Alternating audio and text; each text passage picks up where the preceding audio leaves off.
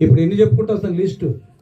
ఇంకొకటి కూడా ఉంది. ఇవన్నీ బ్యాడ్ హ్యాబిట్సే కదా, చెడ్డ అలవాట్లే కదా. మంచి అలవాటు ఏంటంటే మా అమ్మ పూజలు బాగా చేస్తుంది. ఏం చేస్తుంది? పూజలు బాగా చేస్తుంది. కానీ పూజ చేసేటప్పుడు తాగదయ్యా, పూజ అయిపోయినాక తాగుద్ది. దేవునికి స్తోత్రం, హల్లెలూయా. పూజ అయిపోయినాక తాగుద్ది. సోమవారం ఒక దేవుడు, మంగళవారం ఒక దేవుడు, బుధవారం అసలు వారానికి ఇంకొక రోజు ఎక్కువ ఉంటే బాగుండేదని అంత పూజలు చేస్తుంది మా అమ్మ. చక్కగా స్నానాలు చేసి నిష్ఠగా చేసి పూజ అయిపోయినాక ఆ పూజ స్టార్ట్ చేస్తారు. ఏ పూజ? కళ్ళు పూజ, సార పూజ, చుట్ట పూజ.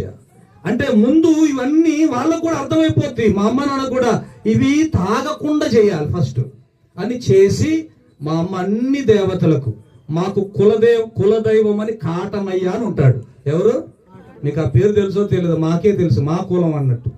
మా కులం దేవుడు కాటమయ్య. ఇంట్లో బోలెడు దేవుళ్ళు, ఈ చాలక పొలం దగ్గర ఒక దేవుడు.